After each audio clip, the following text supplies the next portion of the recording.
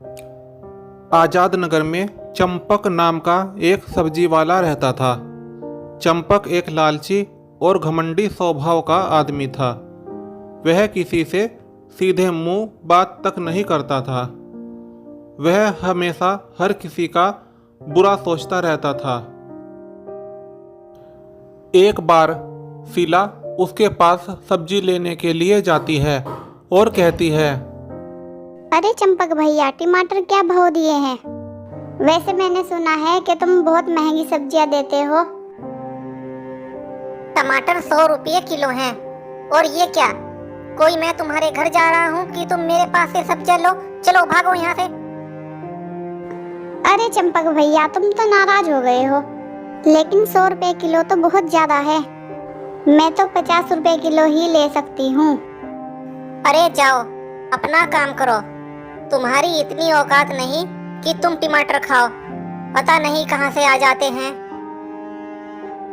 गुस्सा होकर शीला वहां से चली जाती है। तभी सब्जी वाले के पास मीरा आती है। सुना है चंपक भैया, आप सब्जियां बहुत महंगी बेचते हो। लेकिन मैं आपसे इतनी महंगी सब्जियां नहीं लूंगी। हाँ हाँ, बेचता हूँ। क्या मेरे पास फ्री की आती हैं? लेनी हो तो लो, वरना फुटो यहाँ से। चलो भागो यहाँ से। बेचारी मीरा अपना सामान लेकर वहां से चली जाती है।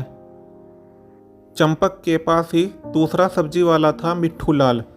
मिट्ठू लाल अपने नाम की ही तरह स्वभाव से ईमानदार और भोला था, इसीलिए सब उसी के पास सब्जी खरीदने जाते थे। उसकी हरी हरी और ताज़ी सब्जियों को लोग बहुत पसंद करते थे। जब मिट्ठू लाल सब्जियां बेचने आता तो झट से उसकी सारी सब्जियां खत्म हो जाया करती थी।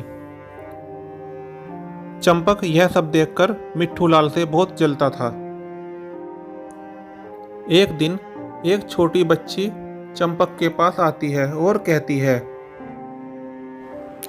चंपक काका, मैं बहुत भूखी हूँ, मुझे कुछ पैसे दे दे, मुझे भोजन करना है।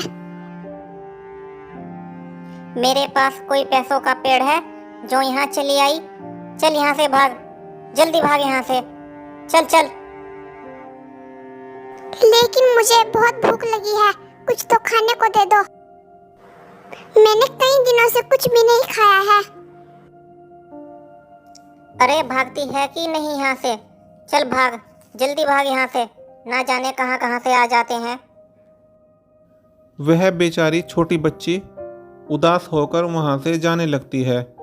तभी मिट्ठू लाल उसे अपने पास बुलाता है और कहता है, अरे बेटा, सुनती हो? सुनो सुनो। अरे बेटा, इधर आओ। क्या हुआ? ये चंपक तुम्हें क्यों धमका रहा था? मैंने चंपक काका से भोजन मांगा था, इसलिए वो मुझे बुरा भला कह रहा था। काश मेरी भी माँ होती तो कितना अच्छा होता। तुम्हारी माँ ने खाना नहीं बनाया जो तुम यहाँ आई थी? मेरा इस दुनिया में कोई नहीं है, इसलिए मैंने कई दिनों से खाना नहीं खाया। मैं बहुत भूखी हूँ। बेटा, क्या तुम्हें अपना नाम पता है? तुम्हारा नाम क्या है? मेरा नाम छोटी है, क्योंकि सब मुझे छोटी छोटी कहकर पुकारते हैं। बेटी, आज से तुम मेरे साथ ही रहना। मेरा भी इस दुनिया में कोई नहीं है। चल चल बेटा, चल मेरे साथ चल। मिट्ठू छोटी को साथ लेकर अपने घर की ओर चल देता है। घर पहुंचकर वह छोटी को खाना देता है। खा बेटा खा, पेट भर के खा, जितना हो सके उतना खा। छोटी बहुत भूखी थी, इसीलिए वह सब कुछ जल्दी जल्दी चट कर जाती है। मिट्ठू रोज की तरह बाजार में सब्जियां बेचने जाता और वहां जाकर खूब अच्छी तरह से सब्जी बेचता और शाम को लौटकर अपने घर आ जाता था। चंपक यह सब देखकर मिट्ठू से बहुत चिढ़ता था। एक दिन चंपक मिट्ठू के पास जाकर, अरे ओ मिट्ठू लाल, चल ये सब्जियां कहीं और जाकर बेच। यहाँ सिर्फ चंपक यानी मैं ही सब्जियां बेच सकता हूँ। लेकिन चंपक भाई, मैं तो बरसों से यही सब्जियां बेच रहा हूँ। बेचने आते थे, लेकिन अब नहीं। अब भाग यहाँ से, नहीं तो मैं तेरी सारी सब्जियां उठाकर इधर उधर फेंक दूंगा। चल जल्दी से भाग यहाँ से। नहीं नहीं, मैं यही सब्जियां बेचूंगा, मैं कहीं नहीं जाऊंगा। यह सुनकर चंपक को बहुत गुस्सा आता है। वह उसकी सारी सब्जियां उठाकर फेंक देता है।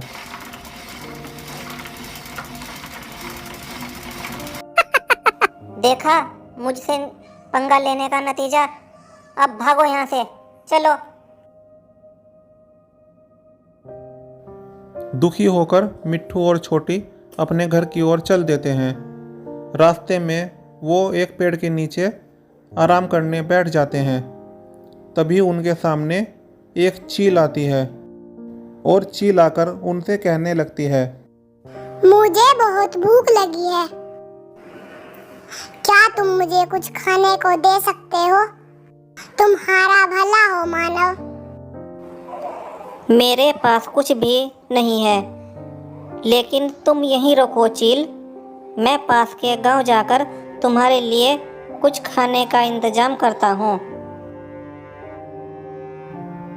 मिट्ठू पास के गांव जाता है और वहां से चील के लिए कुछ खाने का सामान लाकर देता है। और जैसे ही वह उस खाने को चील के सामने रखता है, वहां तेज रोशनी हो जाती है और एक नागिन उसके सामने प्रकट हो जाती है। ए मानव, तुम बहुत ईमानदार और भोले होने के साथ साथ हर किसी की मदद करने के लिए सदैव तैयार रहते हो। मैं तुम्हारे गुणों से बहुत प्रसन्न हूँ। मांगो पुत्र, क्या मांगते हो?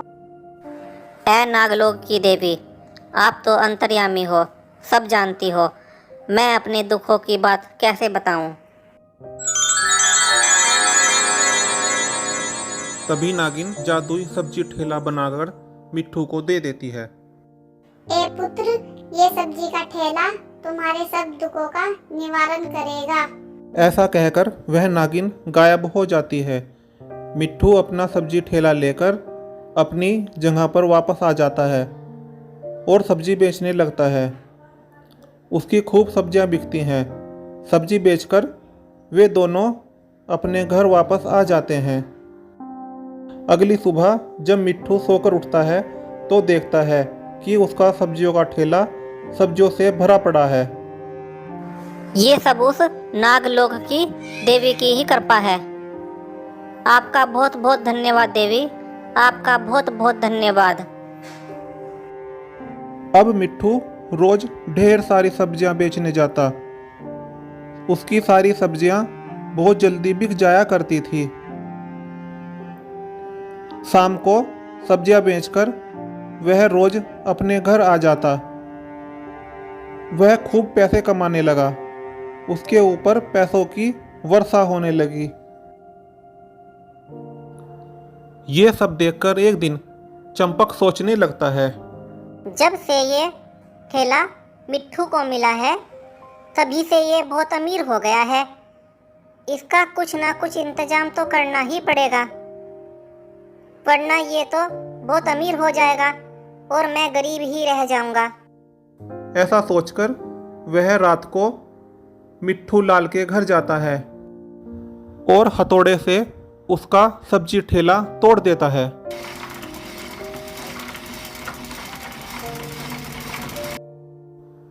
इससे पहले कोई जागता, चंपक वहां से मौका पाकर 9-2-11 हो जाता है। अगली सुबह चंपक देखता है कि मिट्ठू तो अपने सब्जी ठेले पर सब्जियां बेच रहा है। वह हैरान हो जाता है। जब वह अपनी दुकान के पास जाता है तो देखता है कि उसकी तो वहां पर कोई दुकान ही नहीं है। वह अपना सिर पकड़कर बैठ जाता है।